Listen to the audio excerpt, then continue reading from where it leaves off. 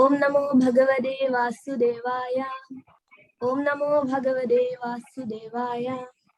ओम नमो भगवते वासुदेवाय। ओम अज्ञानतिमिरान्धस्य ज्ञानाञ्जनशलाकया चक्षुरुन्मीलितं येन तस्मै श्रीगुरवे नमः। श्रीचैतन्यमनोभीष्टं स्थापितं येन भूतले स्वयं रूप कदा मह्यं ददाति स्वपदान्तिकम्। वन्देऽहं श्रीयुतापदकमलं श्रीरूपं साग्रजातं सहगण रघुनाथान्वितं तं सजीवं साद्वैतं सावधूतं परिजनसहितं कृष्णचैतन्यदेवं Shri Radha कृष्णपादान् सहगण Lalita श्रीविशाखान्वितांश्च।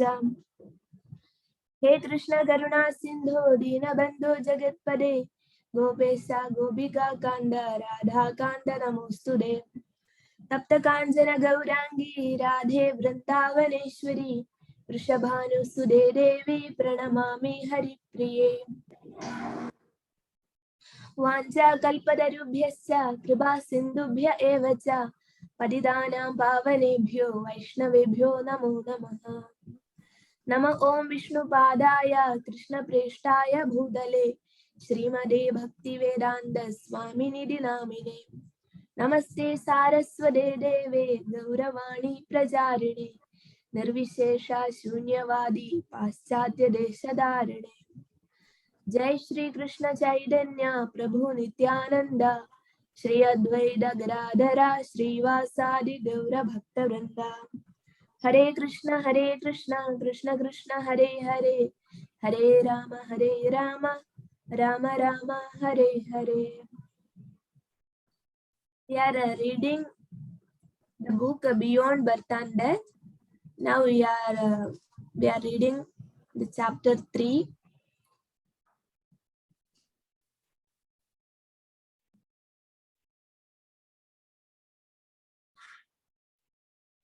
Yesterday we stopped here, so we are reading the next paragraph.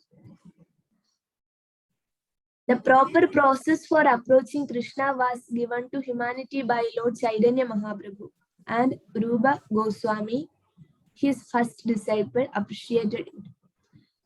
Rupa Goswami was a minister in the Muhammadan government, but he left the government to become a disciple of Chaitanya Mahaprabhu.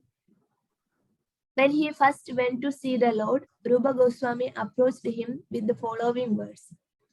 Namo Mahavadanyaya Krishna Prema Pradayade Krishnaya Krishna Chaitanya Namne Gauratushe Nama. I offer my respectful obeisances unto the Supreme Lord Sri Krishna Chaitanya, who is more magnanimous than any other Avadara, even Krishna himself, because he is bestowing freely what no one else has ever given, pure love of Krishna. Rupa Goswami called Chaitanya Mahaprabhu the most munificent, the most charitable personality, because he was offering the most precious thing of all very cheaply, love of God. We all want Krishna and are all hankering after him. Krishna is the most attractive, the most beautiful, the most opulent, the most powerful, and the most learned. That is the object of our hungering. We are hungering after the beautiful, the powerful, the learned, the wealthy. Krishna is the reservoir of all of this. So we need only turn our attention toward him and we will get everything. Everything, whatever we want. Whatever is our heart's desire will be fulfilled by this process of Krishna consciousness. For one who dies in Krishna consciousness, as stated before, entrance into Krishna Loga, the supreme abode where Krishna resides, is guaranteed. At this point, one may ask what the advantage is in going to that planet, and Krishna himself answers, Mam ubetya punarjanma dukhalayam asashwadam napnuvandi mahatmanaha samsiddhim paramam gada. After attaining me, the great souls who are yogis in devotion never return to this temporary world. which is full of miseries, because they have attained the highest perfection. Bhagavad Gita 8 chapter 15th verse. This material world is certified by Sri Krishna, the creator, as Dukhalayam, full of miseries. How then can we make it comfortable? Is it possible to make this world comfortable by the so-called advancement of science? No, this is not possible. As a result, we do not even wish to know what these miseries are. The miseries, as stated before, are birth, old age, disease, and death. And because we cannot make a solution to them, we try to set them aside. Science has no power to solve these miseries that are always giving us trouble. Instead, they divert our attention into making spaceships or atomic bombs. The solution to these problems is given here in Bhagavad Gita. If one attains to Krishna's platform, he does not have to return again to this earth of birth and death. We should try to understand that this place is full of miseries. It takes a certain amount of developed consciousness to understand this. Cats and dogs and hawks cannot understand that they are suffering. Man is called a rational animal, but his rationality is being used to further his animalistic propensities instead of finding out how to get liberation from this miserable condition. Here, Krishna explicitly states that one who comes to him will never be reborn to suffer miseries again. Those great souls who come to him have attained the highest perfection of life, which alleviates the living entity from the suffering of conditional existence. Can anybody else read? Yes, Mataji, can I read? Yes, thank you. One of the differences between Krishna and an ordinary being is that an ordinary entity can be only in one place at a time, but Krishna can be everywhere in the universe and yet in his own abode simultaneously. Krishna's abode in the transcendental kingdom is called Goloka Vrindavana. The Vrindavana in India is that same Vrindavana descended on this earth. When Krishna descends himself by his own internal potency, his Dhamma or abode also descends. In other words, when Krishna descends on this earth, he manifests himself in that particular land. Despite this, Krishna's abode remains eternally in the transcendental sphere in the Vaikunthas. In this verse, Krishna proclaims that one who comes to his abode in the Vaikunthas never has to take birth again in the material world. Such a person is called Mahatma. The word Mahatma is generally heard in the West in connection with Mahatma Gandhi. But we should understand that Mahatma is not the title of a politician. Rather, Mahatma refers to the first class Krishna conscious man who is eligible to enter into the abode of Krishna. The Mahatma's perfection is this: to utilize the human form of life and the resources of nature to extricate himself from the cycle of birth and death. An intelligent person knows that he does not want miseries, but they are inflicted upon him by force. As stated before, we are always in a miserable condition due to this mind, body, natural disturbances, or other living entities. There is always some kind of misery inflicted upon us. This material world is meant for misery. Unless the misery is there, we cannot come to Krishna consciousness. Miseries are actually an impetus and help to elevate us to Krishna consciousness. An intelligent man questions why these miseries are inflicted on him by force. However, modern civilization's attitude is, let me suffer, let me cover it by some intoxication, that's all. But as soon as the intoxication is over, the miseries return. It is not possible to make a solution to the miseries of life by artificial intoxication. The solution is made by Krishna consciousness. One may point out that although the Mataji, Hare Krishna. Okay. Yes, Mataji. Thank you, Mataji. Okay.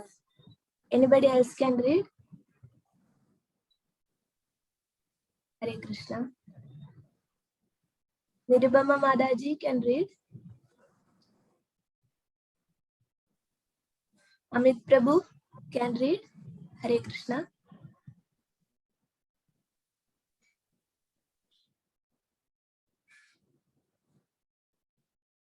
Parsuram Prabhu. Okay, Mataji, I'll read. One may point out that although the devotees of Krishna are trying to enter Krishna's planet, our interest is in going to the moon. Isn't going to the moon also perfection? The tendency to travel to other planets is always present in the living entity. One name for the living entity is Sarvagata, which means one who wants to travel everywhere. Travel is a part of nature of living entity. The desire to go to the moon is not a new thing. The yogis also are interested in entering the higher planets. But in Bhagavad Gita, Krishna points out that this will not be of any help.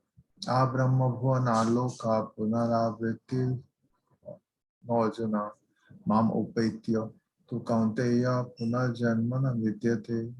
From the highest planet in the material world down to the lowest, all are places of misery, wherein repeated birth and death take place. But one who attains to my abode, O son of Kunti, never takes birth again. Bhagavad Gita 8.16. The universe is divided into higher, middle, and lower planetary systems. The Earth is considered to be a member of the middle planetary system. Krishna points out that even if one enters into the highest planet of all, called Brahmaloka, there is still a repetition of birth and death. Other planets in the universe are full of living entities. We should not think that we are here and that all other planets are vacant. From experience, we can see that no place on earth is vacant of living entities. If we dig deep down into the earth, we find worms. If we go deep into the water, we find aquatics. If we go into the sky, we find so many birds. How is it possible to conclude that other planets have no living entities? But Krishna points out that even if we enter into those planets,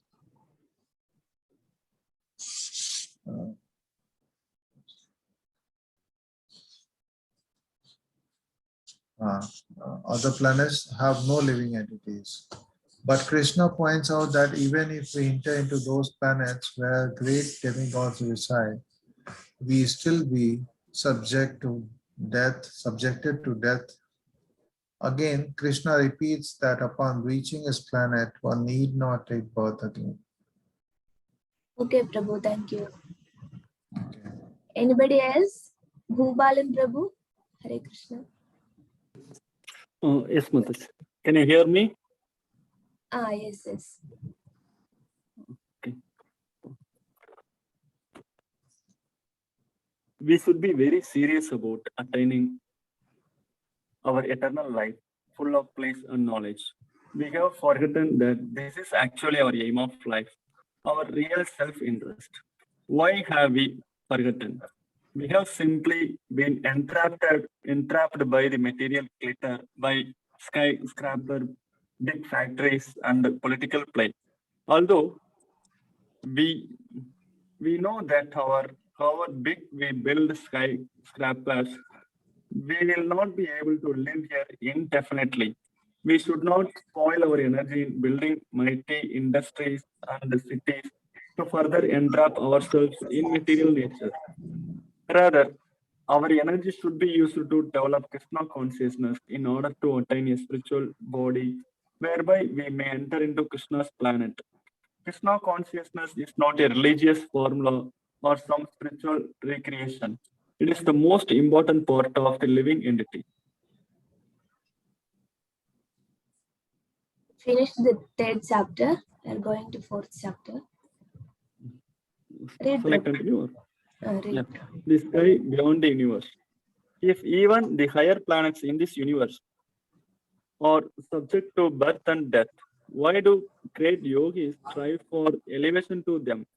Although they may have many mystic powers, these yogis still have the tendency to want to enjoy the facilities of material life. On the higher planets, it is possible to live for incredibly long lifetimes. The time calculation on these planets is indicated by Sri Krishna. Sahasraiva paryandam aharyat brahmano vido ratrimiha sahasrandam dehu ratra vido janaka. By human calculation, 1,000 ages taken together is the duration of Brahma's one day, and such also is the duration of his night. One yuga covers, mm, yes, this number multiplied by 1,000 is calculated to be 12 hours of Brahma on the planet Brahmaloka. Similarly, another 12-hour period hours covers the night. 30 such days equal a month, 12 months a year, and Brahma lives for 100 such years. Life on such a planet is indeed long, yet even after trillions of years, the inhabitants of Brahmaloka have to face death. Unless we go into the spiritual planets, there is no escape from death. Avyaktat vyaktayah sarvah prabhavanti ahar akame ratriagame praliyante tatraivavyakta samnava. When Brahma's day is manifest, this multitude of living entities comes into being, and at the arrival of Brahma's night, they are all annihilated. Bhagavad Gita 8.18. At the end of the day of Brahma, all the lower planetary systems are covered with water, and the beings on them are annihilated. After this devastation, and after the night of Brahma passes, in the morning when Brahma arises, there is again creation, and all these beings come forth. Thus, subjection to creation and destruction is the nature of the material world. Bhuta gramasa evayam, bhutva bhutva praliyade, ratri agame vasaha partha, prabhavatyahar agame. Again and again, the day comes, and this host of being is active, and again the night falls, O Partha, and they are helplessly dissolved. Bhagavad Gita 8.19. Although the living entities do not like devastation, that devastation will come and overflood the planets until all living beings on the planet stay merged in water throughout the night of Brahma. But as day comes, the water gradually disappears.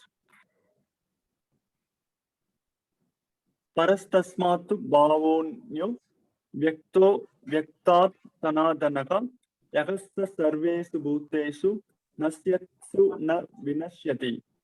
Yet there is another nature which is eternal and is transcendental to this manifested and unmanifested matter. It is supreme and is never annihilated.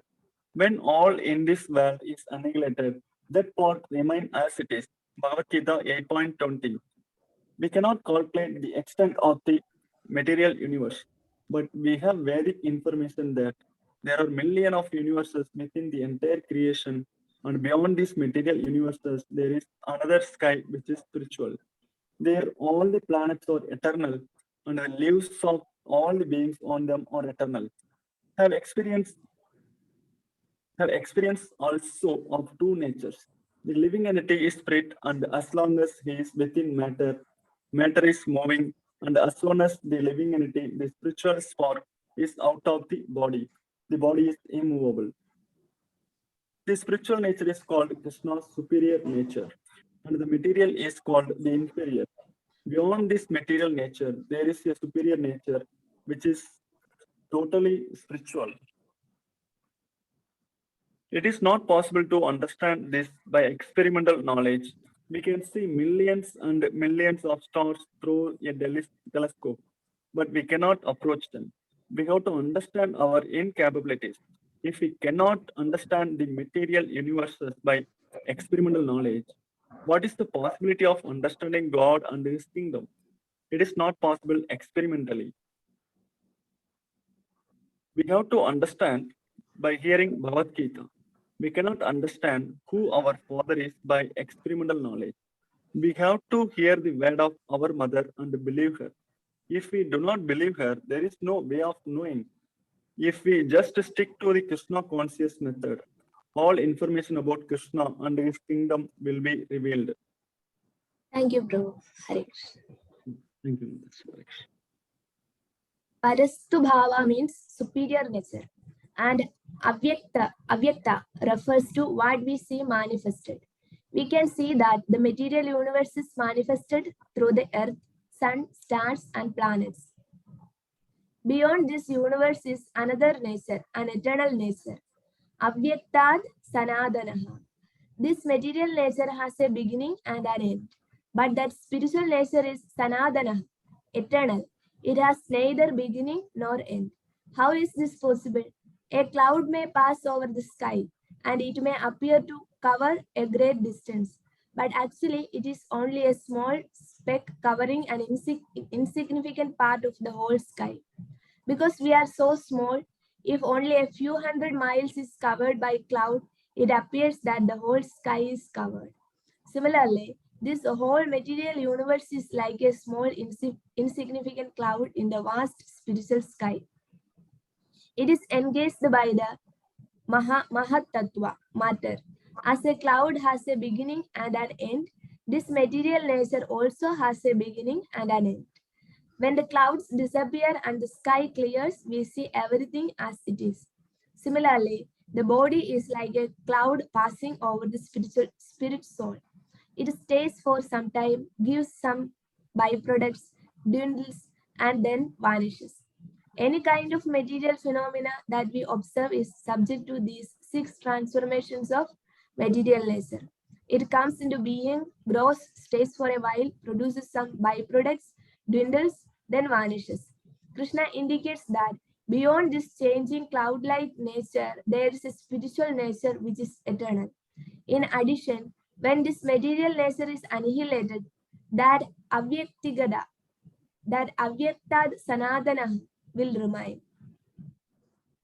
In Vedic literatures, there is a good deal of information about the material and spiritual skies. In the second canto of Srimad Bhagavatam, there are descriptions of the spiritual sky and of its inhabitants. There is even information given that there are spiritual airplanes in the spiritual sky and that the liberated entities there travel about on these planes like lightning. Everything that we find here can also be found there in reality. Here in the material sky, everything is an imitation or shadow of that which exists in the spiritual sky. As in a cinema, we simply see a show or facsimile of the real thing.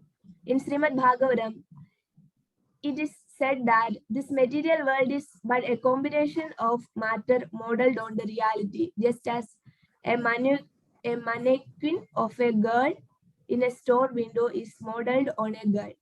Every sane man knows that the mannequin is an imitation. Sridhara Swami says that because the spiritual world is real, this material world, which is an imitation, appears to be real. We must understand the meaning of reality. Reality means existence which cannot be vanquished. Reality means eternity.